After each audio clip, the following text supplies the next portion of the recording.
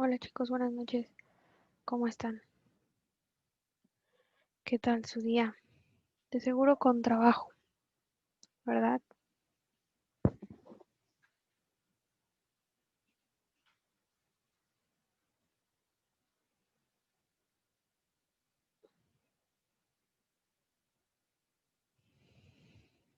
Sí, ya sé, me imagino. Yo también no tiene mucho que voy llegando. Solo me dio tiempo de comer rápido y ya.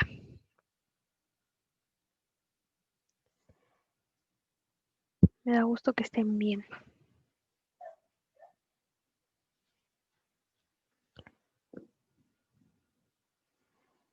Exacto, lo bueno que tenemos. Ulises, yo igual solo llegué a poner mi chancla hacia clase. Así es esto. Pero ya después, ya que tengan su licenciatura, va a valer la pena estos sacrificios que están haciendo. Van a ver, ya van a tener un mejor trabajo o inclusive ya pueden ser ustedes los propios, sus propios jefes. Hola, Jane. Buenas noches.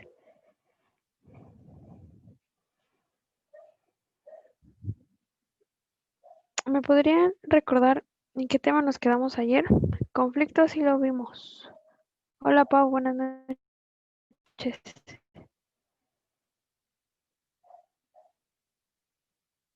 Según yo, fue aquí, componente cognoscitivo, porque la actitud sí vimos qué es lo que era la actitud y cuáles eran los componentes de la actitud, pero no expliqué cada uno de ellos, ¿cierto?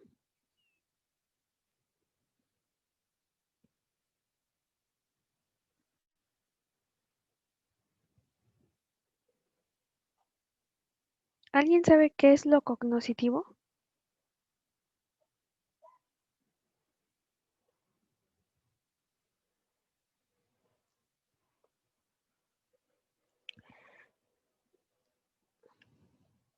No, la palabra cognoscitivo significa o quiere decir lo que sirve para conocer.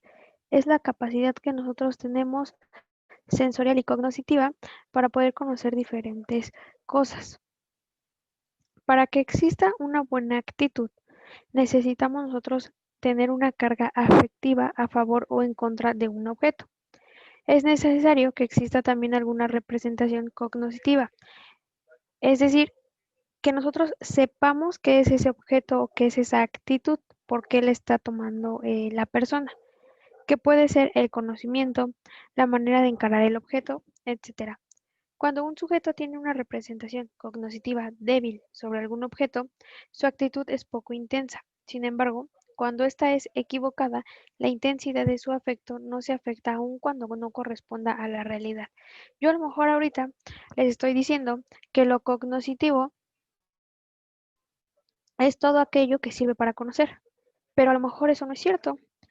Entonces, yo la manera en que se los estoy explicando, les estoy dando una intensidad para que ustedes crean que es cierto, cuando a lo mejor el afecto, la manera en la que yo se lo estoy dando es tan buena, aun cuando no corresponda a la realidad y no les esté diciendo el concepto exacto o el buen concepto de qué es el cognoscitivo. Eso es lo cognoscitivo, es las actitudes o las cosas que nosotros creemos que son ciertas, pero en realidad no lo son. Esto es el componente cognoscitivo. Lo que nosotros nos vamos em, quedando en nuestro cerebrito, en nuestra cabeza, a lo mejor no sé, queremos mucho a un amigo X, pero sabemos que no tiene la razón, pero por esta carga afectiva que nosotros le tenemos a esta persona, pues le decimos, sí, está bien, tienes la razón, cuando sabemos que no es así. Luego viene el componente afectivo. Se le denomina como el componente más característico de la actitud, definido como el sentimiento a favor o en contra de un objeto o de una persona. Ejemplo, Sara y Jane se llevan muy bien, pero a Jane no le cae Ulises. Se va a ver aquí una actitud diferente de Jane hacia Sara que de Jane hacia Ulises, porque a lo mejor Ulises nada más, buenas noches. Y a Sara, hola amiga, ¿cómo has estado? ¿Qué tal tu fin de semana? Fíjate que yo no hice la tarea y se va a poner a platicar más con Sara.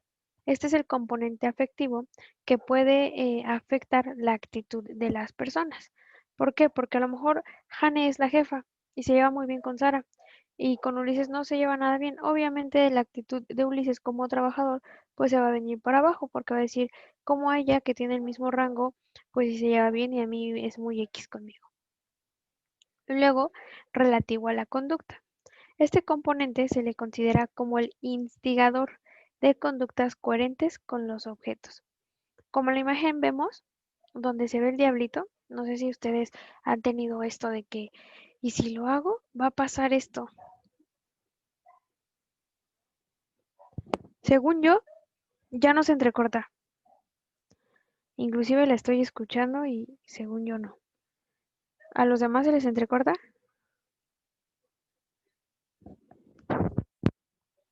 Díganme, ¿a los demás se les entrecorta? Ok, Jane. A ver si quieres, salte y vuelve a entrar, Jazz. Te esperamos si quieres. Súper rápido.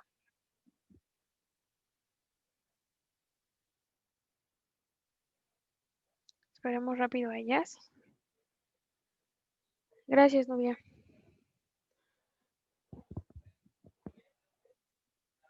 En la mañana también tuve problemas del audio, pero ahorita ya no. Ya hice pruebas y según no.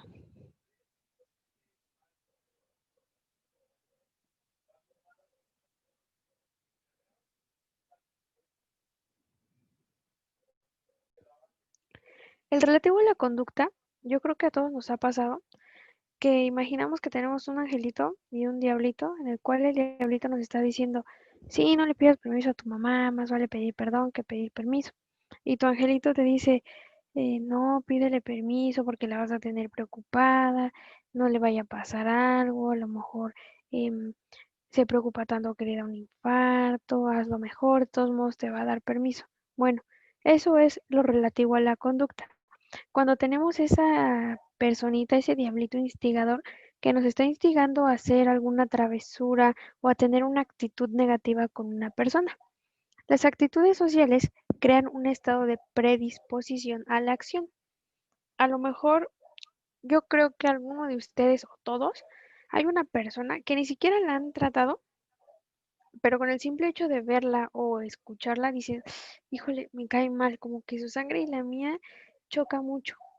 Entonces llega, se acerca a nosotros, nos da una opinión y nosotros ya tenemos esa predisposición de accionar hacia ella de una manera negativa. Ah, no, tu opinión no me importa, pero porque ya estamos predispuestos, porque nuestro diablito nos está diciendo que nos cae mal esa persona. Por lo tanto, cuando la situación es propicia, las actitudes son consideradas como buenas para la conducta o como malas.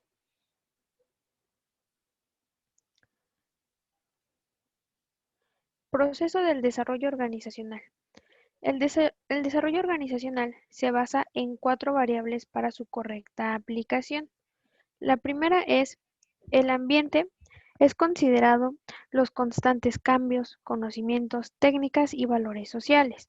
Supongamos que Ulises es dueño de una de las empresas más importantes de México, pero con todos estos cambios que está habiendo de la economía, a lo mejor va a subir el ISR, van a subir las telas de las que él maneja, va a subir la gasolina.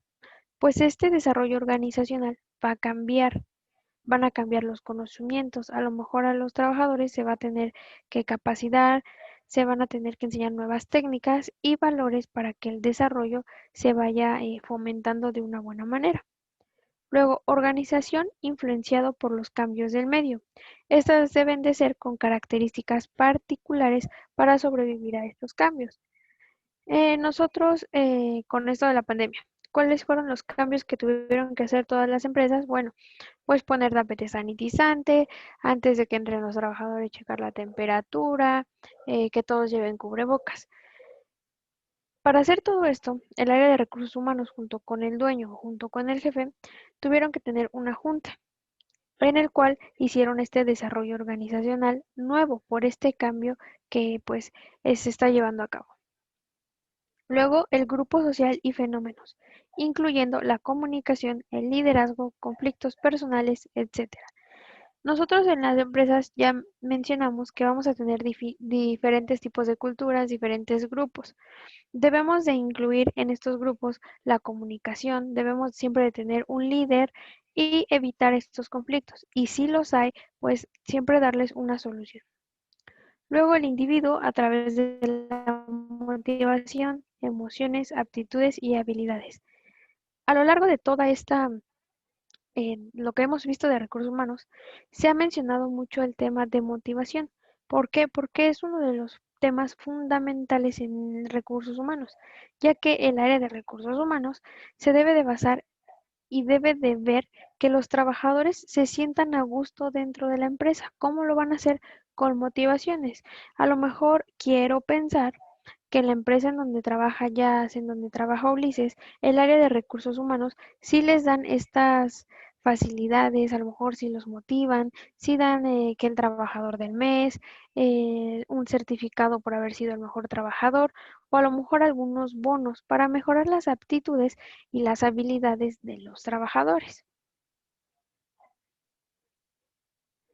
Etapas del desarrollo organizacional. El desarrollo organizacional maneja varias etapas que lo van a llevar a la culminación de sus objetivos. Para nosotros llegar a nuestros objetivos, obviamente debemos de tener un buen desarrollo organizacional, es decir, tener una muy buena organización. Si no somos organizados, nunca vamos a llegar a nuestros objetivos. Claro ejemplo en nuestro día a día. Si nosotros no organizamos que hoy tenemos que hacer tarea, que tenemos que entregarle esto al jefe, que tenemos que darle de comer a nuestros hijos, no sé, para los que tengan hijos, em, si no nos organizamos bien, pues el día ni siquiera nos va a durar. No vamos a poder, con alguno vamos a quedar mal. Entonces, es bueno tener una organización. Y para llegar a esta buena organización se necesitan varias etapas. La primera es la recopilación de la información. Tenemos que ver qué es lo que tenemos que hacer en nuestro día a día o en este caso, qué es lo que tenemos que hacer a lo mejor al mes, cada trimestre dentro de la empresa.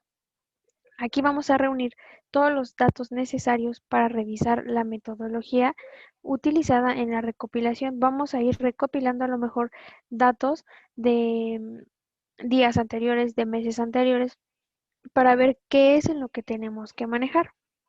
Aquí se ocupan muchísimos métodos para conocer el sistema organizacional.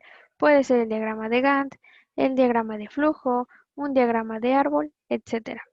Diagnóstico organizacional. En esta etapa ya se va a encaminar a solucionar los problemas, ya no vamos a recabar información, eso ya fue en la anterior. Aquí ya vamos a enfocarnos a ver esas técnicas, es a identificar cuáles son las preocupaciones y las consecuencias de todos estos problemas y generar obviamente estrategias alternativas y desarrollar los planes para resolver estos problemas, los cuales pueden ser por ciclos de actividad, por un equilibrio de sistemas y por la diferenciación e integración de los trabajadores para llegar así a la resolución del conflicto. Aplicación del proceso del desarrollo organizacional. Aquí, ya que recabamos la información y ya que tenemos una solución, ya la vamos a llevar a cabo. Por ejemplo, con el método de laboratorio, formando grupos, entrenamiento de sensibilización. ¿Cuáles son estos? Cuando nos dice el patrón, mira, es que debes de ser más empático con esta persona porque si te estás pasando un poco de coraje con él, sé más paciente. No, nosotros tenemos que también, que entrar también los sentimientos en cuestión laboral. Para poder realizar todo este proceso, cada empresa necesita manejar o mejorar, si es que los tiene, tres características.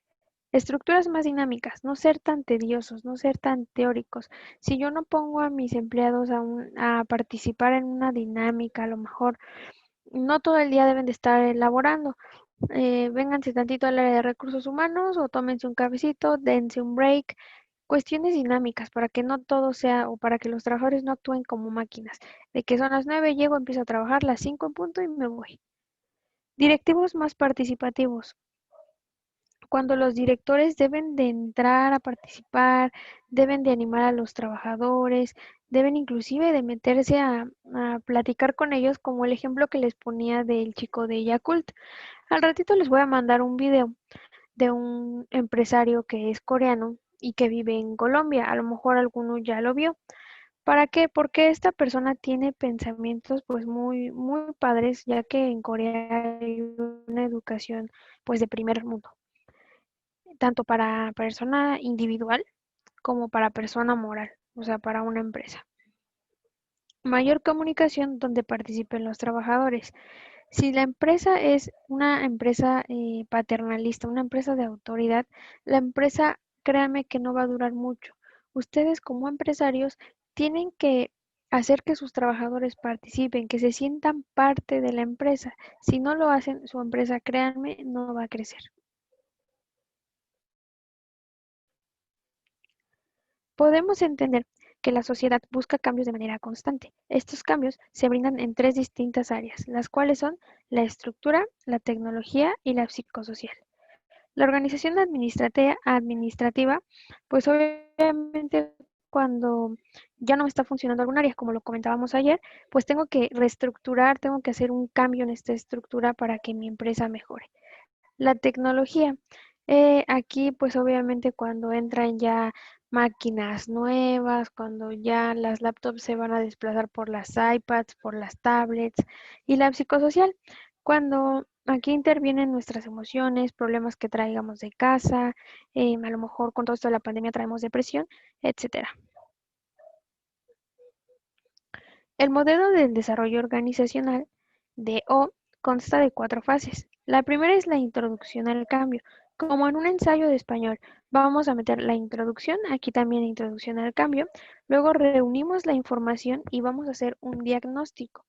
En el tercer punto, vamos a planear cómo se va a ejecutar y lo vamos a ejecutar. Y en el cuarto, vamos a estabilizar si el cambio fue bueno, si sí me sirvió, si no me sirvió, qué le tengo que añadir para que me funcione al 100% este nuevo desarrollo organizacional. En cada una de estas fases se definen tres: funciones y objetivos, agente de cambio y estrategia a seguir. Nos vamos a los controles y procedimientos para el manejo de recursos humanos. Todas las empresas deben de contar con un conjunto de organizaciones que llevan un control de cada una de las etapas, que esta es el área de recursos humanos. ¿Esto con qué finalidad? Con la finalidad de lograr un buen desempeño entre los trabajadores que encaminen a la empresa a lograr sus metas, objetivos y de esta manera lograr un crecimiento productivo. No sé si alguien de ustedes, por ejemplo, los que trabajan en su trabajo, ¿sí tienen área de recursos humanos o no han visto o de plano no hay área de recursos humanos? Ayúdenme los que trabajan, please.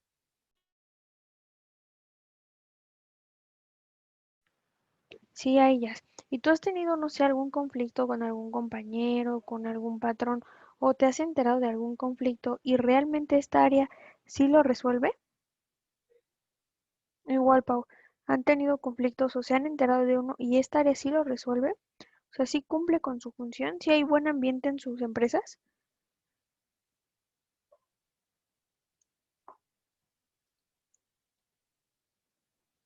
Tú has tenido un conflicto, Pau.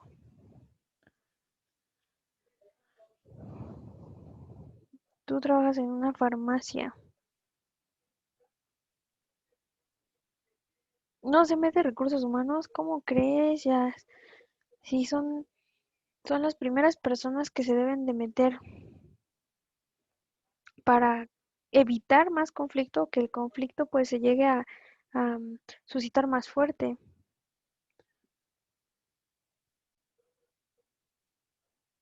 Eran muy raros. Sí, dicen que los de recursos humanos somos muy raros. ¿Por qué? No sé. Ah, miren, Karen nos dice que también había favoritismo, sí. Pues sí, en toda empresa siempre va a haber un favorito, que no es lo ideal. Obviamente recursos humanos debe de ser, no debe de ser imparcial, debe de ser justo. Y Paula nos dice que cuando hay problemas en donde trabaja, llegan a calmar el problema. Pues sí, entonces aquí sí está cumpliendo en el caso de Pau, el área de recursos humanos, su función, que es calmar los conflictos, que haya una buena relación laboral, que los derechos del trabajador se respeten y que los derechos del patrón también se respeten. Jane tuvo problemas con su gerente. ¿Te castigaba a ti el área de recursos humanos? No, bueno. Lo peor que puede hacer el área de recursos humanos, si algún día, no sé, si alguno de ustedes quiere estudiar psicología o administración, estas dos ramas se encargan o son las personas que normalmente llevan recursos humanos. Si alguien de ustedes quiere estudiar esto, bueno, pues tienen que ser personas justas, personas razonables, y no porque sea el jefe le vamos a dar la razón al jefe. Obviamente no siempre la tiene. En el caso de Jane, a lo mejor Jane tenía la razón, pero por ser la empleada y no ser la gerente, le dieron la razón a la gerente y a Jane la castigaron. Eso no debe de pasar en el área de recursos humanos. Vamos a pasar al tema de diagrama de Gantt.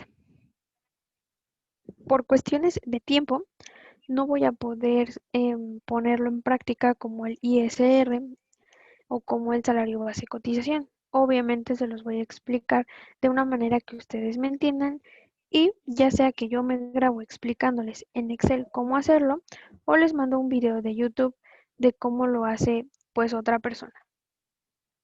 Y si les queda duda, pues no, ya saben, me escriben por WhatsApp. Por ahí a alguien, bueno, creo que a todos les debo la presentación de PowerPoint. Bueno, esta presentación ya las estoy descargando en PDF, pero como tienen imágenes, está cargando mucho. Entonces, según esto, la carga tardaba 45 minutos. Entonces, a las 7:45 Ya debería de estar cargada y ya terminando la clase o en nuestro break se las paso. Ahora sí fue mío, Jani, pero creo que porque me alejé el micrófono, porque me acomodé la diadema. Espero se haya sido por allá. Por eso, perdón. Si se me sigue trabando, me dicen. Bueno, vamos a ver diagrama de Gantt. Es un tema un poquito difícil, un poco complicado porque no somos, o quiero pensar que no somos tan organizados.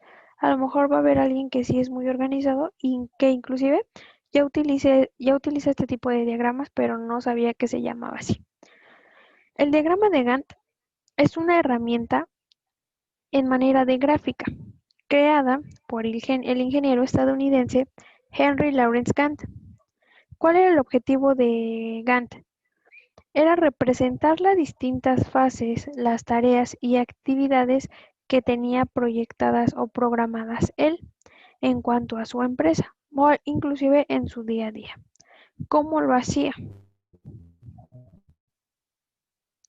Era representada en una hoja, así como una cuadrícula, como la que tenemos aquí y que ya la podemos hacer muy fácilmente en Excel, pero antes no existía nada de esto, entonces él la dibujaba y lo primero que hacía era reunir la información que él iba a administrar como tarea acerca de los pasos o procesos que iban a formar el plan, así como todos los recursos que tenía que adquirir en cada una de las tareas o en cada fase.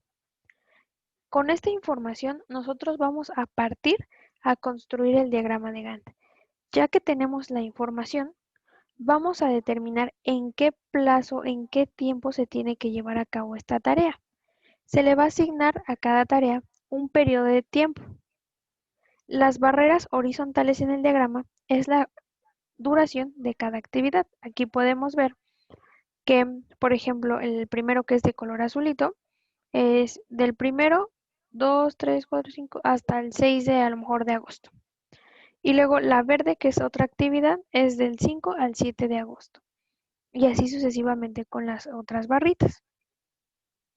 Ya que determinamos los plazos de tiempo, vamos a programar las tareas para ajustar estos tiempos y a eliminar los tiempos muertos. ¿Cuáles son los tiempos muertos? Todos los cuadritos que salen en blanco, porque no tenemos nada que hacer ahí. Entonces tenemos que eliminarlos para que no pues estemos perdiendo el tiempo. Para poder cumplir con esto, tenemos que fijar una fecha para realizar cada tarea. De esta manera se van a cumplir el plazo en un tiempo determinado. ¿Todos han visto la película de Mi abuela es un peligro? Sobre todo la 3 en donde cuida a unos niños que la niña es porrista. ¿La han visto? Sí. ¿Quién no la ha visto para que se vaya a verla de una vez? No es cierto, pero ¿todos ya vieron Mi abuela es un peligro? Si ya la vieron, no sé si recuerden que en la 3 Big Mama, la que se hace pasar por la abuela, em, entra a trabajar a una mansión millonaria en donde supuestamente el papá de los niños pues tenía algo que ver en contra del FBI. Entonces llega a esta casa para investigar a este señor, llega como la niñera de los niños y la mamá le pone una pizarra en donde le establece qué tienen que hacer los niños. El lunes quién va a ballet, el martes quién va a porristas, el miércoles qué es lo que tienen que hacer.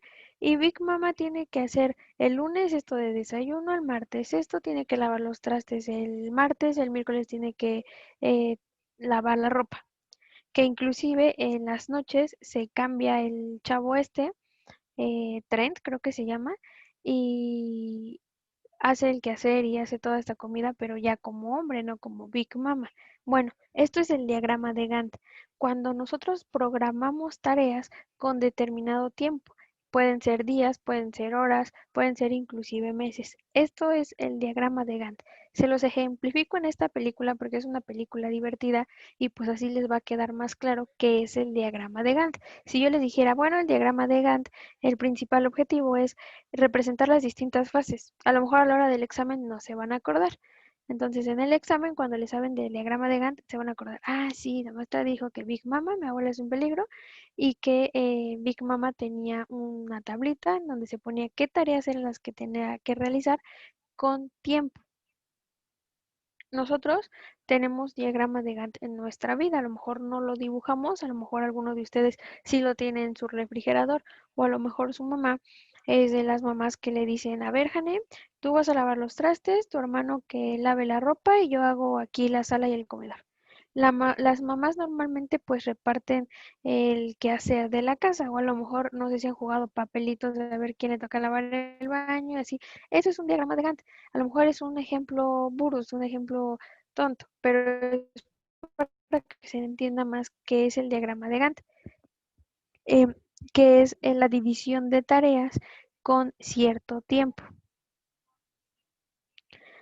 Aquí en el ejemplo que tenemos en esta tablita, a lo mejor aquí dice producción de mantecadas, en el caso de Bimbo. Ah, bueno, las mantecadas se van a producir de lunes a sábado. A lo mejor producción de, no sé, bimbuñuelos. La empresa sabe que casi no se venden. Bueno, pues nada más se van a vender, se van a producir, perdón, viernes, sábado y domingo. Luego, las donas se van a producir una semana después de que se haya producido las mantecadas. Y así sucesivamente. Las mantecadas se van a volver a producir a lo mejor en sábado y así. ¿Dudas del diagrama de Gantt? Creo que está fácil. A la hora de hacerlo a lo mejor ya no está tan fácil. Pero les digo, les voy a mandar un video en el cual les explican bien cuál es el proceso de este diagrama. Ya que tenemos todas las tareas con una fecha fija, con un plazo determinado, vamos a colocar todas las barreras de las tareas en el gráfico. Este paso se utiliza ya que todas las actividades tienen un mismo objetivo de tiempo. ¿Por qué? Porque aquí podemos ver que en el morado ya no hay más, porque ese es el lapso de tiempo en el que a lo mejor la empresa va a dejar de producir, o a lo mejor aquí ya termina el mes, ya no se puede agregar más para acá, ya tendríamos que agregar otro diagrama de Gantt. 5.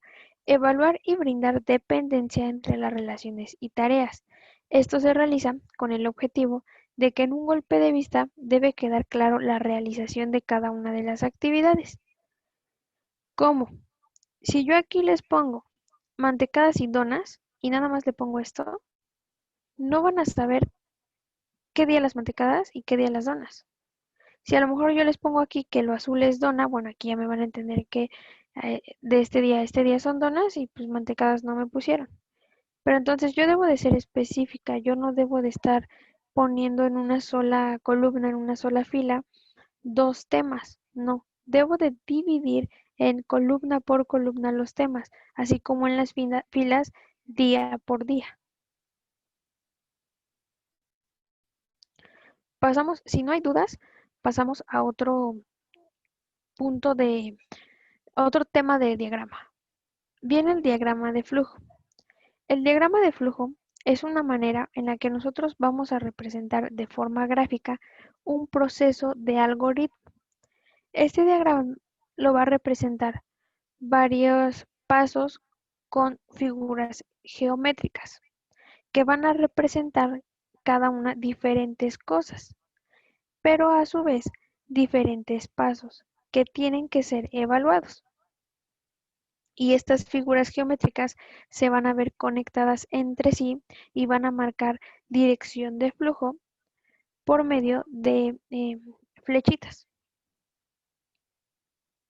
Ahorita les voy a explicar qué significa que esto debe ser ovalado, porque hay rombo, porque hay este como con una curvita, porque hay rectangulares, porque hay un inclinado.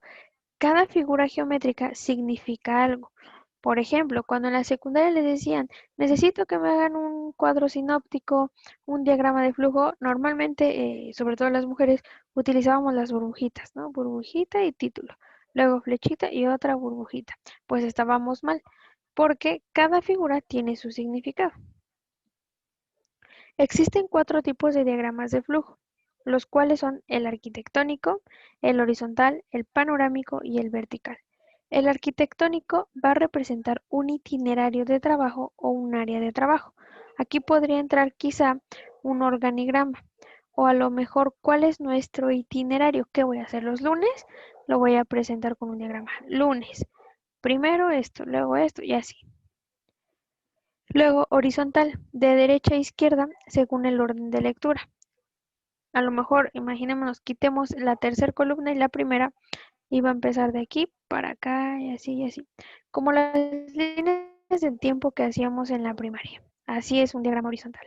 Luego el vertical, de arriba hacia abajo, como una lista, como la que tenemos aquí, de arriba hacia abajo, imaginando que esta flecha viene para acá. El panorámico, este es un proceso completo en una hoja. Se utiliza horizontal y vertical. Aquí tenemos un panorámico. Tenemos líneas hacia arriba, líneas hacia abajo, horizontales y verticales. Ahora sí, vamos a ver qué significa cada uno de los símbolos. El óvalo, como podemos ver en la primera parte, significa inicio o final y representa el inicio o bien el final de un proceso. A lo mejor yo voy a poner aquí como inicio encendido de máquina. Ese es mi inicio. Y al final voy a repetir este símbolo poniendo apagado de máquina. Luego, las flechitas es la línea de flujo. Esto está súper fácil. Va a indicar el orden de cada operación, de cómo se van a llevar o cómo se van a ejecutar las operaciones dentro de la empresa. Este que está como, se me olvidó el nombre ahorita, lo tengo en la punta de la lengua, pero que está inclinadito, significa entrada y salida. A diferencia de inicio y final, esta va a representar la lectura de datos en la entrada y en la salida, y la impresión de datos en salida. ¿Cuál es la diferencia de inicio y final? Suena como a sinónimo. Esto es como que, ¿qué es lo primerito que vamos a hacer en nuestro procedimiento? Encender la máquina. ¿Cuál sería nuestra entrada? Ah, bueno, el primer ingrediente que tenemos que poner, a lo mejor la leche y el huevo. Entonces, a diferencia de esto es algo básico que debemos de hacer, lo que si no lo hacemos no funciona. Y esto es como que el primer producto o servicio que vamos a meter en nuestra producción o en nuestro desarrollo organizacional. Luego el rectángulo significa proceso, representa cualquier tipo de operación. A lo mejor yo después ya del encendido, después de que ya puse el huevo y la leche, voy a poner se va a pasar el huevo y la leche a la máquina de mezcla para que pues se pueda mezclar esto y poder hacer la masa. Lo voy a poner dentro de este cuadrito. No lo puedo poner aquí porque no es el inicio. Luego viene el rombito, que el rombo significa decisión. Este nos va a permitir analizar una situación con base en los valores verdadero y falso. Cuando nosotros veamos un rombo, quiere decir que eso es lo que tenemos que hacer sí o sí. No hay opción de que 2 kilos de azúcar se va a poner en el rombito. Nada de que yo le pongo medio kilo o le pongo kilo y medio porque soy diabético. No. 2 kilos de azúcar es la decisión del jefe, se va a poner en el rombito. Es algo que no lo pueden cambiar por absolutamente nada. Las burbujitas, por ejemplo, significan desarrollo. No lo podemos poner de título. Cuando ustedes ya estén en la universidad o inclusive, no sé si ya se los hayan pedido en la secundaria o aquí a lo mejor su maestro de literatura o de español, si ya vieron estas materias, les pidieron o les van a pedir los trabajos en formato APA. ¿Alguien sabe qué es el formato APA?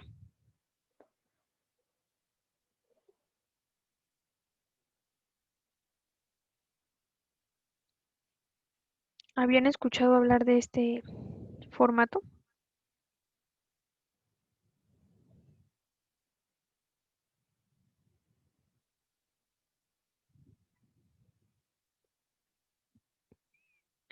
Lo he escuchado, pero no sé, no recuerdo si lo he escuchado. Formato para las investigaciones. Así es, Ulises. Es un formato en el cual el, a lo mejor en este caso el maestro o el jefe nos va a pedir que le entreguemos nuestros trabajos en un formato determinado. ¿Cuál es el formato APA?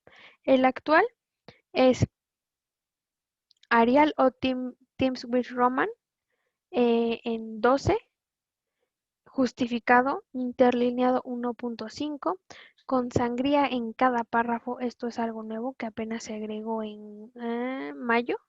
Antes no se pedía sangría en cada párrafo, actualmente ya. Eh, Margen del lado derecho, del lado izquierdo, arriba y abajo de 2.5, ya no es de 1.5. Eh, Al citar fichas bibliográficas tenemos que poner primero el autor, el apellido e iniciales después de los nombres, el año de publicación, este debe de ir entre paréntesis, etcétera. Es un formato que debe de tener, o sea, que es una estructura, es un formato que deben de tener todos los trabajos que nosotros vamos a presentar. Si no los presentamos con todas estas características y mucho más que yo no les mencioné, no va a valer lo mismo el trabajo. Eso es otro diagrama o otro formato que piden mucho las empresas.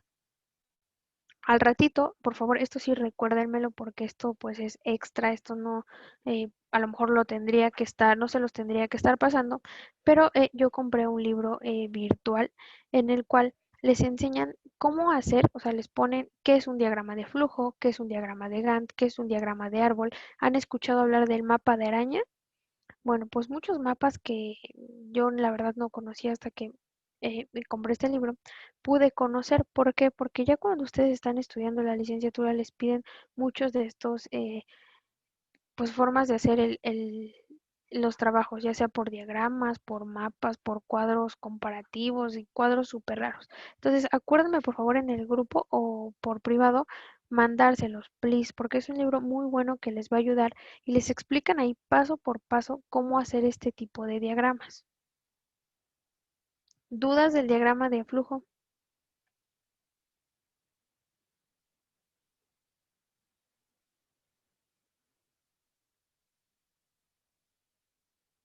Ok, porfa, les pido que me recuerden de ese libro.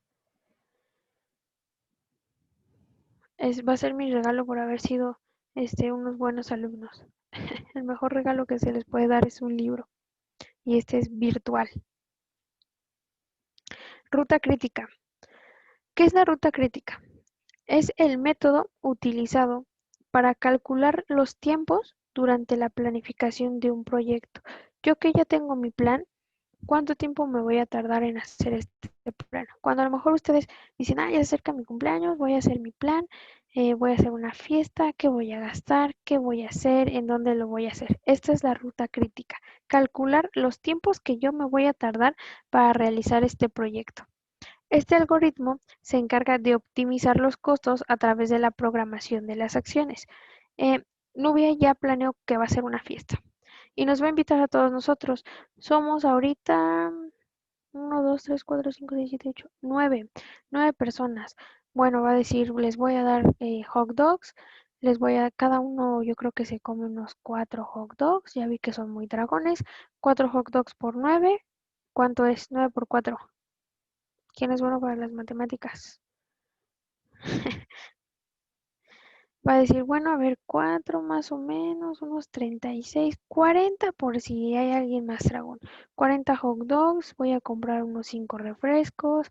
Si quieren tomar, voy a comprar, no sé, a lo mejor unas chelas. Bueno, ¿cuánto tiempo me voy a tardar en el súper? ¿Cuánto voy a gastar? Esto es la ruta crítica. ¿Cuáles van a ser mis costos y cuánto tiempo es lo que yo voy a invertir para que mi fiesta quede súper padre? Este método se entiende como una secuencia de métodos relacionados entre sí. ¿Por qué? Porque Nubia va a ir al súper, Nubia va a preparar los hot dogs, Nubia va a poner adornos en su casa, Nubia va a rentar sillas, va a rentar mesas para que nosotros lleguemos a esta fiesta e inclusive va a rentar un DJ. Entonces, es un solo método, es un solo plan. ¿Cuál es? Hacer su fiesta. Pero ¿qué implica? Pues hacer muchas cosas. Esto quiere decir que si se produce alguna demora en la realización de cualquiera de los elementos, el desarrollo se va a ver afectado. A lo mejor resulta que no hubo pan para hot dog en el Walmart que le quedaba cerca. Híjole, y ya falta una hora para que lleguen los invitados, va a tener que ir a uno que está más lejos. Entonces ya falló esto, ya hay una demora, el desarrollo se va a ver afectado porque cuando llegue a su casa, Nubia todavía ni se ha arreglado y ya está Ulises y ya está Sara en la fiesta. Esta es la ruta crítica. Nosotros tenemos que planificar bien nuestro tiempo y nuestro costo de las cosas que vayamos a realizar en una empresa o en nuestro día a día. Para poder realizar este método es necesario, uno, identificar la totalidad de las acciones y las relaciones entre ellas. Tenemos que identificar qué es todo lo que tenemos que hacer, qué es lo que vamos a comprar, qué es lo que vamos a producir, ya que a través de esto se puede conocer y establecer el tiempo de cada actividad. Nubia dice, bueno, me levanto hoy y me tardo una hora en el Walmart, luego del Walmart me voy a pasar a comprar los globos, me tardo otra hora y así sucesivamente. Posteriormente tenemos que brindar forma de diagrama de red. Se le brinda esta forma brindada a los elementos principales o protagonistas encontrados en el paso 1. ¿Qué es lo más importante? Bueno, la comida, porque ni modo de no ofrecerles comida a mis invitados. Entonces, mi diagrama de red es lo primordial, la comida. Luego el cálculo de red. En esta fase se va a realizar el cálculo de tiempo, utilizando indicadores para determinar las actividades del proceso. Con T1, que es tiempo 1, es el tiempo más temprano o más importante para realizar la acción en cuestión. El T2 es el tiempo que a lo mejor me va a llevar pues sí, más horas. Voy a tener que invertir más tiempo en esto. Y H, esta es conocida como tiempo de holgura. Es la diferencia que existe entre tiempo 1 y tiempo 2. En tiempo 1, en T1, Nubia va a ir a comprar a la salchichonería, la cremería, las salchichas, la mayonesa, las rajas y el queso, la mostaza, la catsup. Pero después tiene que ir a la panadería porque encargó ahí el pan, pero le queda lejos de la salchichonería. Entonces T1 es la salchichonería, T2 es la panadería. ¿Cuál sería el tiempo de holgura o la H? Pues lo que va a hacer ella de camino. Y por último, vamos a elaborar nosotros un cronograma. A ver qué voy a hacer primero, qué me conviene hacer después para ahorrar tiempo y yo llegar, cambiarme y recibir a mis invitados. ¿Dudas de la ruta crítica? Lo estoy tratando de explicar con ejemplos de la vida cotidiana. ¿Quieren que siga así con este tipo de ejemplos o lo ponemos en ejemplos de empresa? Según yo les queda más claro así con ejemplos como los que estoy poniendo, pero si quieren ponemos ejemplos pues más serios. Ustedes díganme. ¿Les gusta así con este tipo de ejemplos o ponemos ejemplos de organizaciones?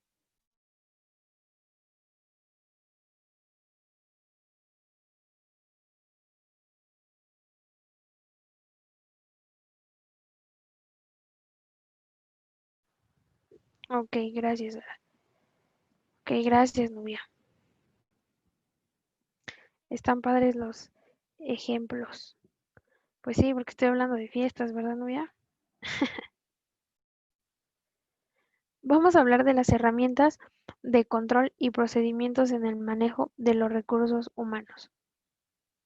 Nosotros tenemos que ver cuáles, qué tipos y qué procedimientos, con qué procedimientos nosotros vamos a elaborar los manuales. Ya habíamos visto tema de manual.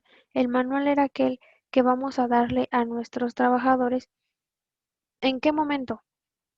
¿Quién me dice en qué momento se entregaban los manuales?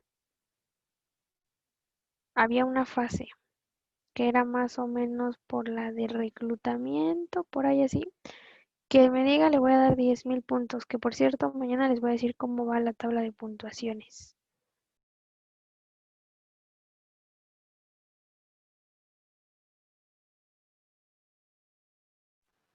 empieza con I y termina con N. ¿En qué etapa se dan los manuales a las personas que van entrando a la empresa? Integración, cerca, Sara, cerca. Te voy a dar te voy a dar 5,000 puntos porque muchas empresas lo conocen así. No sé si fue chiripa o así tú lo conoces, pero es en la fase de inducción, exacto, Jazz. En la fase de inducción vamos a darle a los trabajadores los manuales, que es la inducción donde vamos a presentar la historia de la empresa, vamos a presentar cómo se encuentra la sillas, te llevas tus 10,000 y Sara 5,000. Fíjense, lo dieron las que van ahí peleándose más junto con Ulises. Em, entonces, inducción es donde vamos a presentar la empresa, cómo está conformada, quiénes son, y también ahí se van a dar los manuales. Vamos a ver qué tipos y cómo se van a elaborar los manuales. ¿Qué es un manual? Es un texto que vamos a utilizar como guía en el que se van a desarrollar los pasos o procesos que cada empresa tiene o cada departamento tiene para llegar a sus objetivos. Los distintos tipos de manuales son: el primero, la organización. Aquí vamos a exponer el organigrama, la jerarquía de la empresa, detallando la estructura, qué va a ser el gerente, de qué se encarga el área de ventas, de qué se encarga el área legal. Vamos a explicar cuáles son las actividades o cuáles son los roles de cada departamento. Luego la departamental, dirigida únicamente a los empleados del departamento en el que vayan a trabajar. Yo no te voy a dar el manual del departamento de finanzas si vas a trabajar en el departamento de recursos humanos. ¿Para qué te lo doy? De nada me sirve. De nada te va a servir a ti tampoco.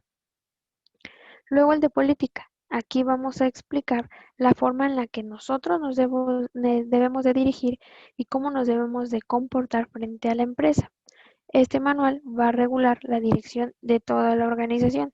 Entonces, el manual de política sí debe de ser entregado a todos los trabajadores. Luego el de finanzas. Este manual controla los bienes pertenecientes a una empresa. De igual forma, debe de ser presentado ante todos los trabajadores. ¿Por qué? Porque aquí yo voy a establecer qué productos, qué maquinaria, qué bienes son los que yo te voy a estar prestando y que tú no, pues tú no eres el dueño, únicamente tú tienes el goce de el uso y el goce, no eres propietario. Luego el manual de procedimientos. En este, pues es dependiendo de cada área. No le voy a dar el manual de procedimientos el mismo al área de nómina que al área em, contable, porque a lo mejor sí tienen que ver, pero son diferentes cosas las que realizan. Luego, por puestos, vamos a explicar las funciones y las características de cada uno. Si Sara se va a dedicar a, no sé, a reclutar a la gente, bueno, pues nada más le voy a dar el manual de cómo es que tiene que reclutar ella. No le voy a dar el manual que a lo mejor le tengo que dar a Ulises porque Ulises va a ser el encargado es el chef de la empresa, es el chef número uno de la empresa. ¿De qué me sirve darle a Sara el manual de los ingredientes que debe utilizar Ulises? Pues de nada. Luego el de calidad. Este sí es para todos. Vamos a establecer aquí los referentes de la calidad que deben de tener los productos de la empresa. A todos, pero a todas las personas que van a participar en la producción. Obviamente, ejemplo, Bimbo, ¿de qué le sirve tener al área de recursos humanos este manual? Pues de nada, porque no se va a enfocar en la producción de las mantecadas, de las donas. Entonces, solo se le va a dar este manual a las personas que se dediquen a crear estos productos. Luego, el de sistema. Se realiza al mismo tiempo que se desarrolla el sistema de la empresa.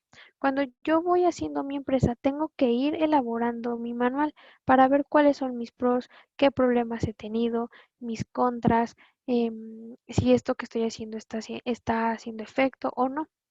Puede conformarse de varios manuales, ya sea el de sistemas, de maquinaria, el de producción, etcétera. Y por último, vienen los administrativos. Estos administrativos se van a dividir en tres. el macro administrativo, que este está encargado de la obtención de más datos de un departamento de la empresa. Yo voy a necesitar datos del área de contaduría, de nómina y de finanzas, porque van de la mano, pero tienen más información que otro manual administrativo. Ya les di yo un manual para cada área, pero les voy a dar uno a todos, al área de finanzas, contable y nómina, porque si el área contable no le entrega las cuentas bien al área de nómina, pues a lo mejor el área de nómina no va a pagar bien a los trabajadores. Entonces van de la mano. Tengo que dar un manual administrativo macro administrativo. ¿Cuál es el microadministrativo? Es donde nosotros vamos a obtener la información, pero de un solo departamento. Pero yo lo voy a dar más a detalle. Voy a especificar qué es lo que tienen que hacer en concreto este departamento o estos departamentos. Luego el mesoadministrativo. Este manual lo que busca es controlar las actividades de más de una empresa. Por ejemplo, Profeco. ¿Profeco qué hace? Profeco tiene manuales en los cuales establece a, no sé, a todos los cereales, ya sea Corn Pops, Zucaritas, Choco Crispies, cuánto es el precio más alto que pueden dar. El precio más alto son 80 pesos. Si alguno de ustedes da su cereal más caro de 80 pesos, de, no sé, de 800 gramos, lo multo, lo suspendo su producción. Entonces, este manual va a regular a Kellogg's y, ¿cómo se llama la otra? Nestlé. Va a regular a más de una empresa. Ejemplo, el jamón. Profeco va a regular que realmente sea jamón de puerco y que no sea a lo mejor de algún vegetal y según en la etiqueta dice puerco. El jamón de Food, el jamón de Virginia de Iberomex y no me sé más Alpino y no me sé más marcas. Entonces va a regular a más de una empresa, más de una organización. Este tipo de manuales son los mesoadministrativos. ¿Cómo se van a elaborar estos manuales? Vamos a dar nuestro break de 5 minutos y regresamos 8:10.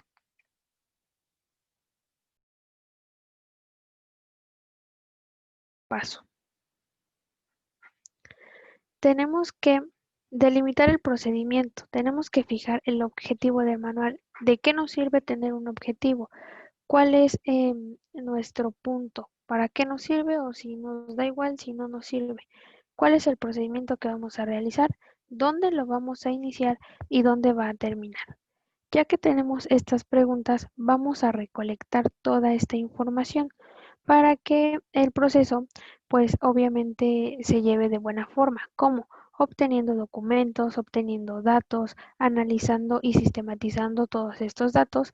Para poder recolectar la información podemos utilizar tres técnicas, la cual es la investigación documental. Esta pues obviamente son escritos, son documentos que intervienen en el procedimiento estudiado. A lo mejor, ¿cuántos expedientes tuviste tú este mes, área legal? Bueno, pues me va a dar todos estos escritos que yo le estoy pidiendo. Luego la entrevista directa. Me voy a reunir con tres personas del área legal que saben de este procedimiento para poder charlar sobre este tema. Esta técnica es muy utilizada, ya que se tiene una relación directa. Yo, patrón, estoy trabajando con las personas que tienen esta experiencia, que manejan estos temas. Y el entrevistador puede notar ciertas actitudes que toma en ciertos temas. A lo mejor yo le digo, ¿y por qué en agosto hay más que en el mes pasado, en julio? Ah, pues mire, lo que pasa es que por la pandemia, y ahí yo puedo detectar si me está mintiendo el área legal y me está cobrando más de lo que realmente pues está haciendo. Luego viene la observación de campo. Aquí nosotros como patrones tenemos la obligación de asistir a la oficina o al lugar en donde se estén realizando todos estos fenómenos estudiados. Y esta técnica es de mucha importancia, ya que permite definir y detectar los problemas que existan. Ejemplo, el área legal, a lo mejor en el área legal está Jane y está Nuya y estoy yo. Jazz es nuestra jefa, va a decir, a ver, aquí no me late que diario me digan que tienen que ir a juzgados. Entonces Jazz nos va a preguntar a qué juzgados van a ir. Y Jane dice, ay, vamos a ir aquí a los juzgados familiares que están aquí en Bellas Artes. ¿A qué hora es su cita? Y yo le digo, es a las 3 ahí en el juzgado 31. Ok, bueno, se van con cuidado, nos va a decir Jazz. Sí, gracias. Y resulta que no es cierto. Nosotros nos vamos a nuestra casa, es viernes y ya queremos llegar temprano. Entonces Jazz va a las 3 de la tarde, un poquito antes, al juzgado 31. Pregunta por nosotras, pregunta si tenemos algún expediente y resulta que no. Entonces, por eso es bueno que los patrones vayan a hacer observaciones de campo. ¿Cómo es un manual? Un manual tiene portada, debe de venir el nombre de la empresa, qué es el manual, para qué sirve este manual. Análisis de información y diseño del procedimiento. Aquí vamos a estudiar cada uno de los elementos o grupos en los que vamos a ir nosotros recabando la información. Para poder analizar nosotros esta información, nos vamos a plantear las siguientes preguntas. ¿Qué trabajo se hace? ¿Quién lo hace? ¿Cómo lo hace? ¿Cuándo se hace? ¿Dónde lo está haciendo y por qué lo está haciendo? ¿Por qué están yendo tanto tiempo a los juzgados? ¿Quién está yendo? ¿Cómo están haciendo este procedimiento? ¿Cuándo lo están haciendo? ¿En dónde? ¿Por qué? Luego viene el análisis del procedimiento. Ya que analizamos todos estos puntos, se tiene que realizar una técnica de análisis de 5 puntos presentados a continuación. Primero vamos a eliminar. Vamos a eliminar cualquier paso o procedimiento que no nos es necesario. A lo mejor a nosotros no nos es necesario saber el nombre de las personas que están llevando un conflicto. De nada me sirve, elimino esta información. Luego combinar. En caso de que no podamos eliminar el nombre de estas personas o esta información, vamos a tener la posibilidad de combinar algunos para poder simplificar lo que más se pueda. Ejemplo, tengo 18 mujeres, 18 hombres. No necesito saber el nombre de cada uno, solo pongo 18M, 18H. Luego cambiar. Después se busca el cambio en algunas secuencias o procesos para poder agilizar más la realización del procedimiento estudiado. En lugar de dividir entre dos, yo nada más voy a decir, tengo 36 trabajadores. Voy a cambiar la manera para que sea más simplificada, más ágil, más rápida. Luego voy a mejorar. En caso de no poder combinar, cambiar o eliminar algún proceso, voy a buscar la mejora del mismo. Esto se puede lograr rediseñando todo el procedimiento para hacerlo más sencillo posible. A lo mejor yo sé que tengo 36, pero me está haciendo difícil contar cada mes cuántos trabajadores estoy teniendo. Entonces, yo al área de recursos humanos le voy a decir, máximo puedes contratar este mes 20, para yo decir, bueno, tengo entre 36 y 56 trabajadores. No tengo que estar estudiando a cada ratito cuántos son los que tengo. Luego es mantener. En esta etapa lo que se pretende es mantener ciertos procesos de los cuales no se pudieron mejorar, cambiar o combinar o bien eliminar. Necesitamos nosotros tener un bosquejo con todos los procedimientos existentes y eliminados del procedimiento. ¿Qué es un bosquejo? Tener evidencias, tener en un documento qué cambio hicimos, si resultó efectos o no. Si a lo mejor sí resultó, bueno, lo voy a ocupar para el siguiente procedimiento. No, pues lo tengo que cambiar o lo tengo que mantener. ¿Cuáles son los elementos que integran un manual? La identificación. ¿Cómo lo vamos a identificar? Con el logo de la empresa, el nombre de la empresa, el nombre de la organización responsable de la elaboración. Ejemplo, voy a poner yo mi logo como en el que sale aquí de Tecrea. Y sé que este manual es de Tecrea o fue elaborado por alguien de Tecrea. El nombre de la empresa. A lo mejor yo aquí arribita tengo que poner Tecrea. Luego, nombre de la organización responsable de la elaboración. A lo mejor voy a poner, no soy una organización, pero yo lo hice. Entonces voy a poner aquí mi nombre, Aquetzal y Silva. Luego el título del manual, pues sería a lo mejor Manual de la Gestión de Recursos Humanos. Y luego la fecha de elaboración, cuándo yo lo hice o cuándo lo estoy actualizando. Un índice. ¿Qué voy a hablar en este manual? Voy a hablar del procedimiento de máquinas, cómo se elabora la cerveza, cómo se elabora la levadura de cerveza, cómo se elabora ahorita el gel antibacterial que está elaborando el grupo modelo. Luego la introducción. En este manual vamos a hablar de cómo se puede producir una cerveza, qué ingredientes se necesitan, bla, bla, bla, bla, bla, bla. Objetivos. Mis objetivos son que mi empresa grupo modelo se logre eh, conocer a nivel mundial y el desarrollo de procedimientos. ¿Cuáles son los procedimientos que yo voy a necesitar o yo voy a establecer en este manual? Bueno, con este tema de manual terminamos recursos humanos. ¿Hasta aquí tienen alguna duda? Ya sea de temas que vimos ahorita o de recursos humanos en general. ¿Tienen dudas? Si no me las quieren decir aquí, anótenlas en su cuadernito o en su celular y me las mandan al ratito o mañana por WhatsApp y con gusto se las contesto. Si no tienen duda, vamos a pasar a la siguiente materia, que la siguiente materia es legislación laboral.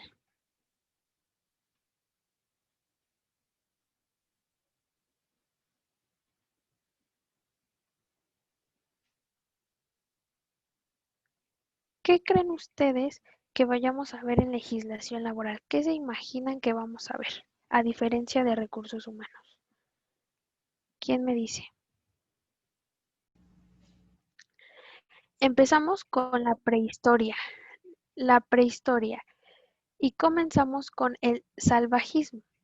En esta época, el hombre se transformó de nómada a sedentario. ¿Quién me dice que es un nómada por 5,000 puntos?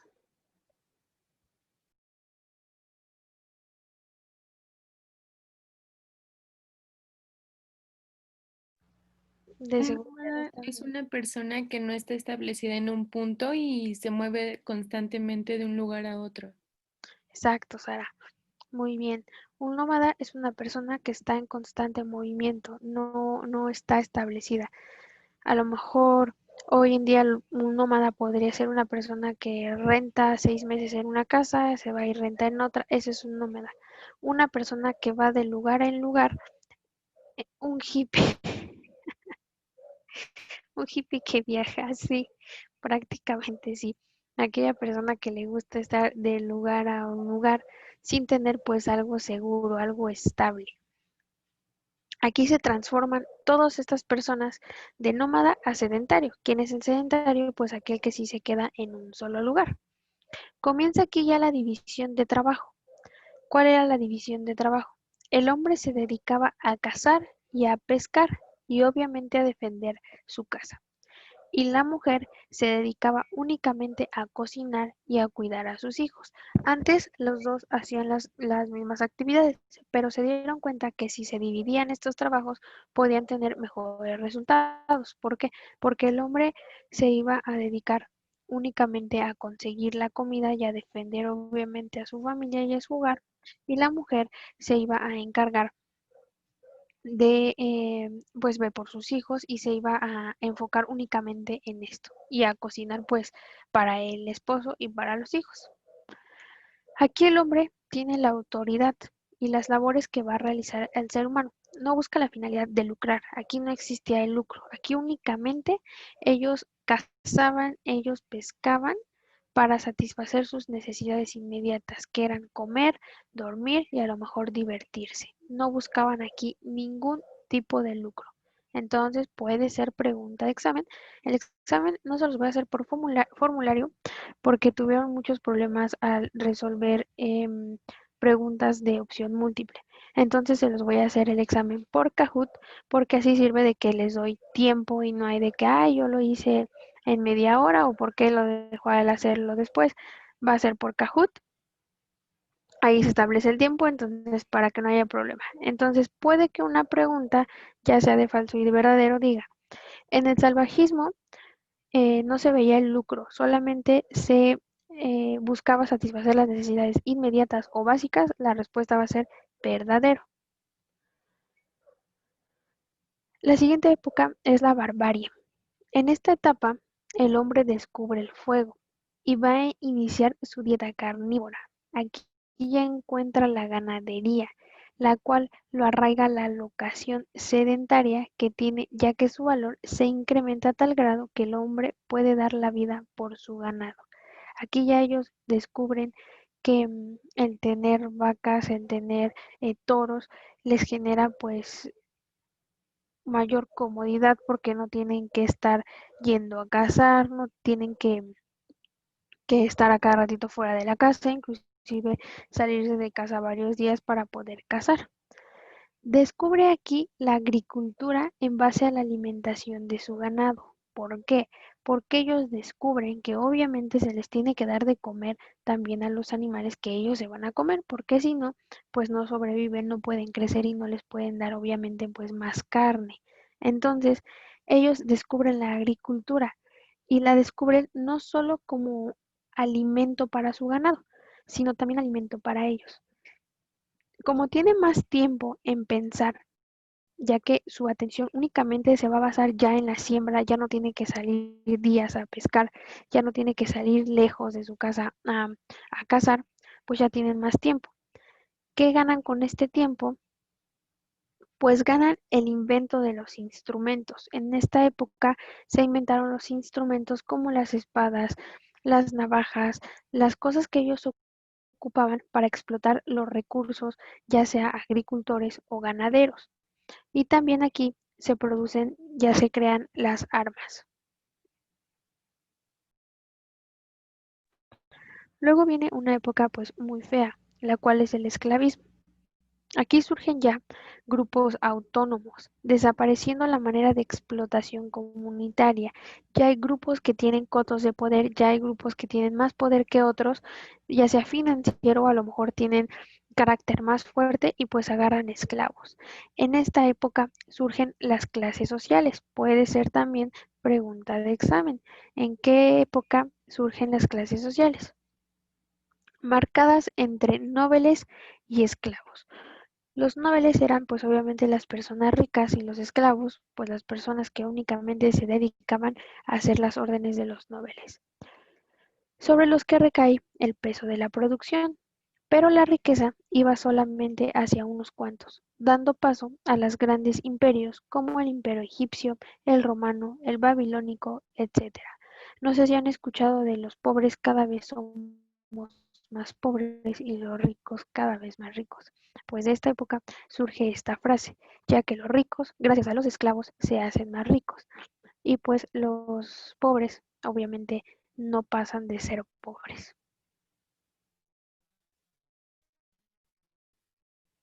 Nos vamos a la edad antigua, aquí ya no es prehistoria, ya entra aquí ya la historia. La edad antigua. Dentro de esta época se destacan los grupos de guerreros que ya dominaban a los demás grupos de cada sociedad.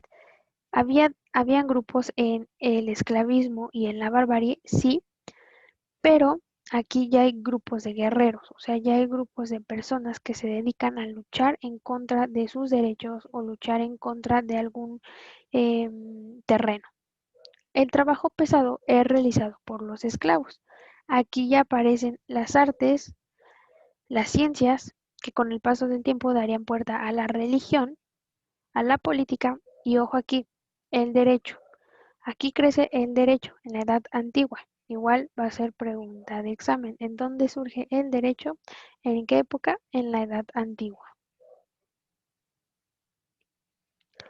La producción aquí va a comenzar a dividirse todavía más por medio de la ganadería, la agricultura, el comercio, la navegación, la alfarería. ¿Alguien sabe qué es la alfarería?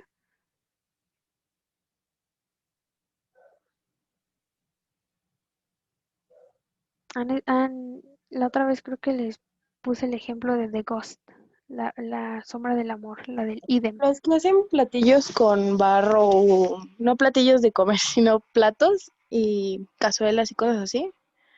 Exactamente, Jani. Muy bien. Son las personas que se dedican a hacer instrumentos con barro. Por eso les ponía el ejemplo de la película de The Ghost, cuando los dos, la parejita, anda ahí con la canción esta y que hasta es meme, ¿no? En donde están haciendo con sus manos la forma del plato, de la taza, no sé qué vayan a hacer, con barro. Y la fusión de metales, cuando obviamente se derriten metales para hacer alguna figura o para hacer a lo mejor escaleras. Luego viene la Edad Media. Después de la caída del Imperio Romano, Las personas se refugian en los castillos de los señores feudales. Hay aquí una guerra por los grupos de guerreros, cae el Imperio Romano y pues obviamente el pueblo se queda sin casas, el pueblo se queda obviamente sin nada. ¿Qué pasa? Pues se refugian en los castillos de los señores feudales, que eran en este entonces pues las personas con mayores recursos financieros. Ellos utilizan las tierras para producir agricultura a cambio de que los dejen los señores feudales vivir ahí y poder comer de la agricultura que ellos producen. La población que sirve a los señores feudales aquí se les llama siervos. Entre comillas, se quita el esclavismo, porque sí se quita, pero se pone un sinónimo que son los siervos. Y aquí aparece la fuerza del clero, que cobra el 10% de la producción llamada diezmo. Actualmente cuando algunos de ustedes va a misa, no sé si ha visto, ya sean o no sean católicos, no sé si han visto qué pasa con la canastita para que pongamos el diezmo, o a lo mejor en otra religión se hace lo mismo.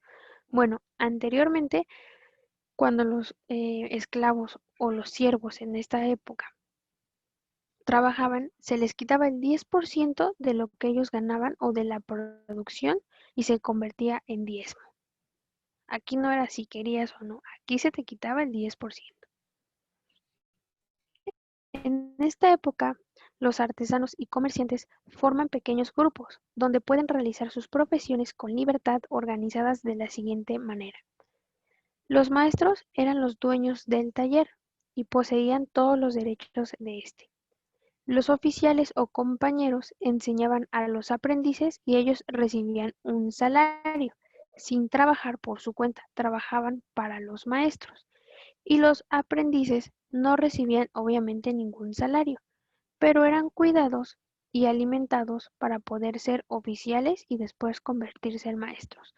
Un ejemplo de esto que tenemos hoy en día todavía son los internados. ¿Quién serían los maestros en los internados?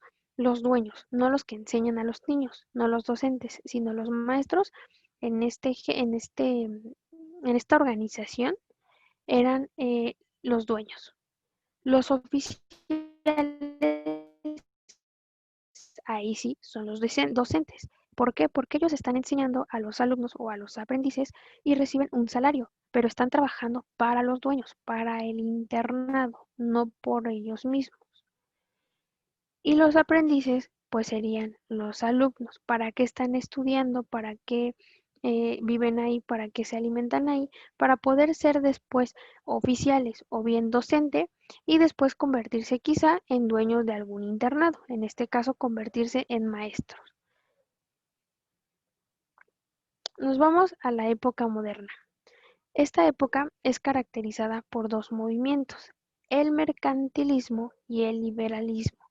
Aquí ya surge el mercantilismo. El mercantilismo es el lucro. Aquí ya se buscaba lucro también, no nada más satisfacer necesidades, sino ya aquí se quería satisfacer necesidades, pero aparte tener ganancias.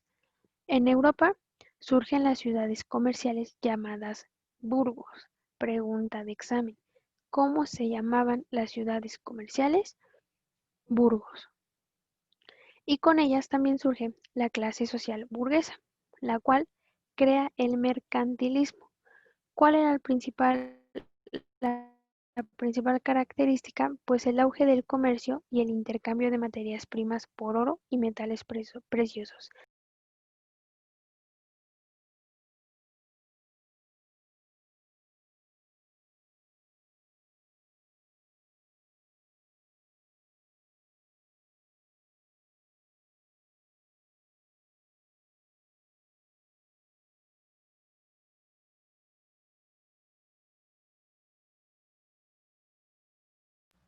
El cambio de algo por otra cosa, sí es jazz. Cuando a lo mejor tú le dices a Nubia o a Hani, oye, ¿sabes qué? Mira, yo tengo este teléfono, tengo el S10 Plus, pero yo necesito un teléfono que tenga pincel, que tenga plumita. Entonces, a lo mejor Hani tiene el Note 10. Entonces Jazz le va a decir a Hane, te cambio esto por esto. Mira, vale más el mío, pero yo necesito la pluma. Y Hane va a decir, órale, va, está bien. Yo quería este, vale más. y pues yo de todos modos ya lo iba a cambiar. Ese es el trueque. Yo te cambio algo por otra cosa que a ti te beneficia. Esta es una característica, un factor importante. Las dos partes deben de ser beneficiadas. En esta época moderna es lo que se hacía. Yo te cambio, no sé, 100 kilos de arroz por 1 kilo de oro.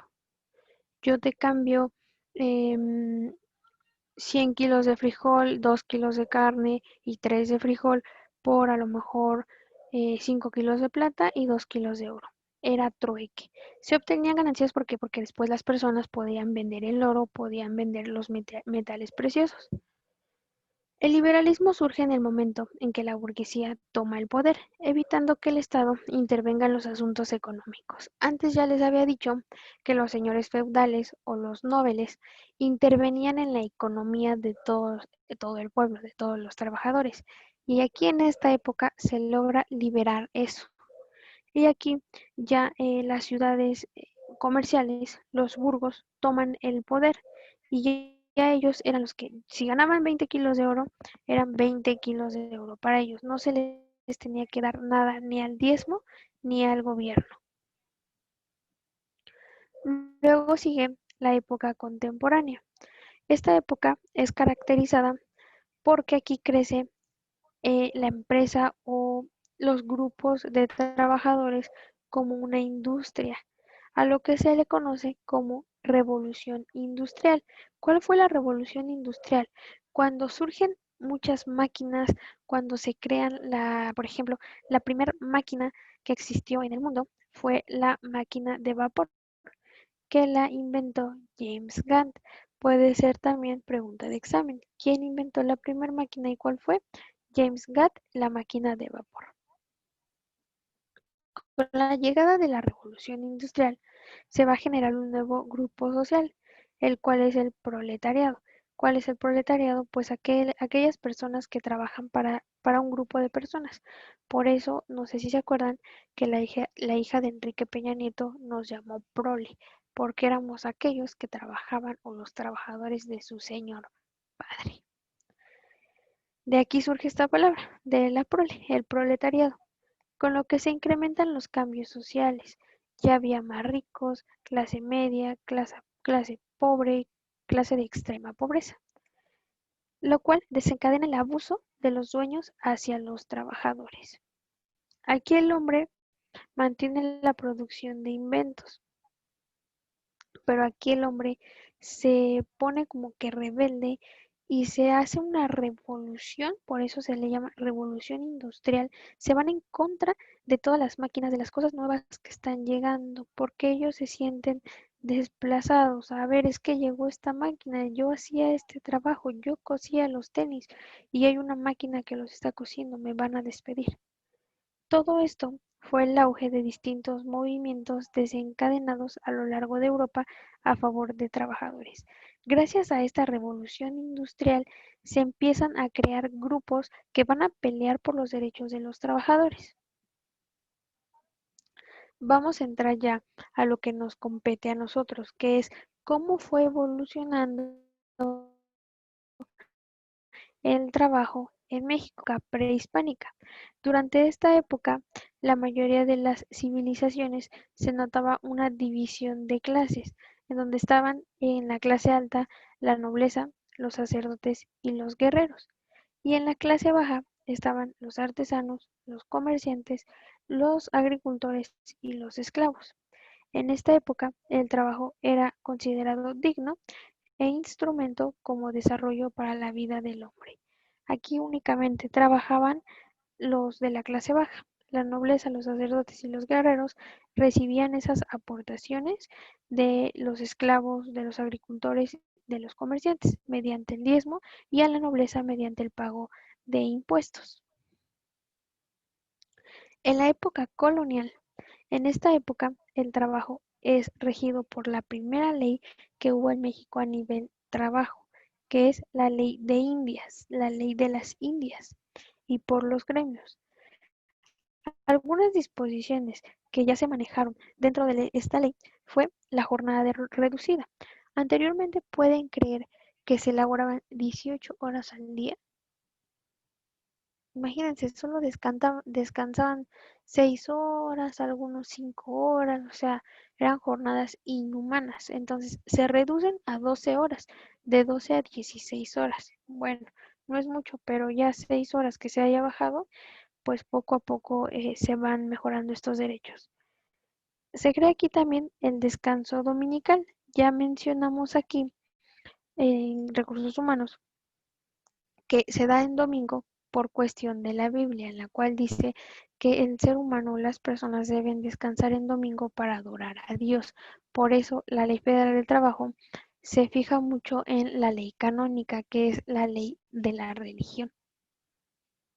Luego también viene el salario mínimo diario de un real, que no podía pagarse con mercancía. Aquí ya existía remuneración con pesos, con billetes, con reales. Ya no era que trabaja para mí y te doy pues cosas de la canasta básica. No, ya te pagaba yo para que tú pudieras hacer con ese dinero lo que quieras. La organización que manejaba los gremios se volvió limitada y únicamente funcionaron para que el gobierno controlara otra vez a los artesanos. La época independiente. En esta época, aquí entra un personaje que conocemos y que ya se acerca, pues, lo que logró, que es la independencia. Aquí se declara abolida la esclavitud. Ya se va a celebrar que México es independiente, que ya no depende de otros países, y Miguel Hidalgo proclama abolida la esclavitud. ¿Qué es esto? Se elimina por completo la esclavitud, ya no existen los esclavos. Por otro lado, José María Morelos y Pavón, en el decreto de Apatzingán y en los Sentimientos de la Nación, documentos que él publicó, declara la libertad de trabajo, que más adelante también les voy a pedir, o de una vez si pueden, descarguen la Constitución Política de los Estados Unidos Mexicanos, porque vamos a ver el artículo 5, en donde José María Morelos y Pavón declara que todos nosotros, todas las personas, son libres de elegir su profesión de manera libre. Es decir, si alguno de ustedes, su papá le dice, es que tienes que estudiar esto porque en esto sí se gana, bueno, pues papá, ¿qué crees? En el artículo 5 constitucional dice que yo tengo el libre albedrío, la libre elección de elegir a qué me quiero dedicar. Y en la Constitución de 1857 se hace énfasis en la pobreza del trabajador. Algunos de los principales ejemplos de este hecho son las huelgas de Cananea y las huelgas de Río Blanco. ¿Habían escuchado hablar de estas huelgas? Huelga de Cananea y huelga de Río Blanco. La huelga de Cananea bueno, estas dos huelgas son factores súper importantes para el derecho laboral. ¿Por qué? Porque gracias a estas dos huelgas en México se crearon muchísimos derechos. La huelga de Cananea fue una huelga laboral en una mina de cobre en Cananea, Sonora, aquí en México. Esta inició el 30 de mayo de 1906. ¿Por qué se inició? ¿Por qué se fueron a huelga los trabajadores? Porque había una explotación y una miseria en el salario. Había injusticia y había desigualdad entre los trabajadores mexicanos y en los extranjeros. Se les daba mayor prioridad, mayor prestación, mayor salario a los extranjeros que a los mexicanos. Los mexicanos se les explotaba más, trabajaban más por un salario menor. Obviamente no estuvieron de acuerdo y se van a huelga. Se van a huelga y la ganan. Ven que realmente no pueden sin estos trabajadores, no está produciendo la mina lo que debe de producir y le dan derechos a los trabajadores. Y la huelga de Río Blanco es muy parecida a la huelga de Cananea. Surge un año después. Esta surge el 7 de enero de 1917 en Veracruz. Era una fábrica de hilados y tejidos, pues obviamente de textiles. Aquí la mayoría eran mujeres y pues obviamente había discriminación, había jornadas excesivas de trabajo, había pues salarios muy bajos. Y de igual forma que en la de Cananea, se van a huelga para poder exigir sus derechos y obviamente la ganan y se les brinda un mejor salario y una jornada reducida.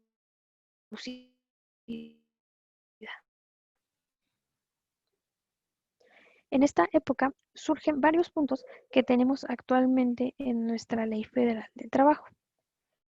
En esta, el gobernador Vicente Villada promulga en 1904 la Ley para Trabajadores Asalariados en el Estado de México. El gobernador Bernardo Reyes en 1906 crea una ley que va enfocada hacia la prevención de accidentes de trabajo en Nuevo León.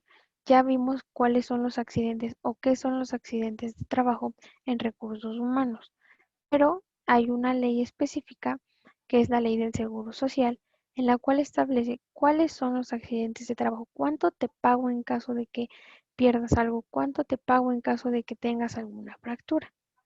Luego, en Coahuila y en Jalisco, los gobernadores de estos estados promulgan las leyes laborales enfocadas al descanso obligatorio semanal, protección al salario, jornada máxima de trabajo y el seguro social. Ya se crean estos derechos más, que es descanso, se va a proteger el salario, no te puedo tocar el salario, no te puedo bajar el salario. ¿Cuál es tu jornada máxima? No me puedes trabajar más de 12 horas. Y pues aquí ya se crea el seguro social. Tú como trabajador vas a tener derecho a que yo te brinde un servicio médico. Luego, en Yucatán, se promulga en 1915 una ley de trabajo que crea el Consejo de Conciliación y el Tribunal de Arbitraje. Esta junta o este Consejo de Conciliación y Arbitraje es aquel que va a llevar y va a resolver los asuntos que tengan las empresas y los trabajadores. Y actualmente lo tenemos, pero se le conoce como Junta Local de Conciliación y Arbitraje. Ya no es Consejo de Conciliación y Tribunal de Arbitraje. Época post-revolucionaria. Esta es una época o una etapa muy importante hoy en día. ¿Por qué? Porque Venustiano Carranza crea en 1917 el Congreso Constitucional. ¿Quién es este Congreso Constitucional? Bueno, es un grupo de personas que hoy en día conocemos como diputados, como senadores, los cuales van a, van a realizar o van a elaborar, van a redactar la nueva Constitución mexicana. Y siguieron la orden de Venustiano Carranza, crean la Constitución mexicana y actualmente es la que tenemos nosotros, la Constitución mexicana de 1917. Obviamente con sus respectivas reformas, con algunos cambios, pero cuando en el momento que ustedes la descarguen van a ver ahí que la elaboró Venustiano Carranza y dice con reformas por el presidente Andrés Manuel López Obrador en tal año, en tal artículo. ¿Alguien sabe cuántos artículos tiene la Constitución mexicana? ¿Cuántos creen? Atínenle, atínenle. ¿Quién da más? ¿Quién da más?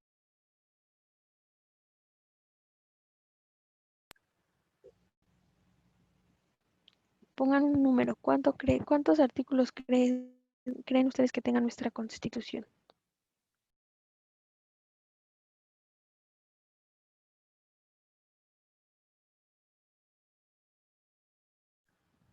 ¿No? ¿Ni idea? 136, ¿no? Exacto. ¿Quién habló? ¿Jane? Sí, Miss. Ok, perfecto, Jane. Bien, Paula. 136 artículos tiene nuestra Constitución con 19 o 26 artículos transitorios, pero básicos son 136 artículos. Y en el artículo 123 se establecen o está enfocado únicamente en materia laboral. Cuando ustedes descarguen la Constitución, váyanse al artículo 123 y me atrevería a decir que es el artículo más largo de nuestra Constitución, porque se van a establecer los derechos, en resumen, de la Ley Federal del Trabajo. En el artículo 123 se resume toda la Ley Federal de Trabajo. ¿Por qué? Porque aquí en este artículo vamos a ver la salubridad en centros de trabajo, cómo deben de estar los, los centros de trabajo, qué, qué prevenciones debe tener, cuántos extintores, bla, bla, bla. Viene que toda persona, todo trabajador tiene derecho a un día de descanso semanal. Viene qué se debe de hacer en caso de riesgo de trabajo, que debe de haber un salario justo a trabajo igual y que debe de tener todo trabajador seguridad social brindando a los necesitados, es decir, a los trabajadores. Y el artículo 123 se divide en dos apartados. Apartado A es para trabajadores privados y apartado B es para trabajadores del Estado. ¿Tienen dudas hasta aquí de la historia del... ¿No hay dudas?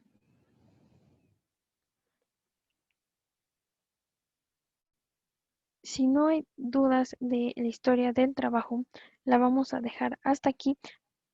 Ok, gracias. Porque mañana ya vamos a empezar a ver cuestiones económicas, cuáles son los derechos de las mujeres embarazadas, cuándo puede trabajar un menor de edad, cuándo no puede, cuáles son nuestros derechos, etcétera.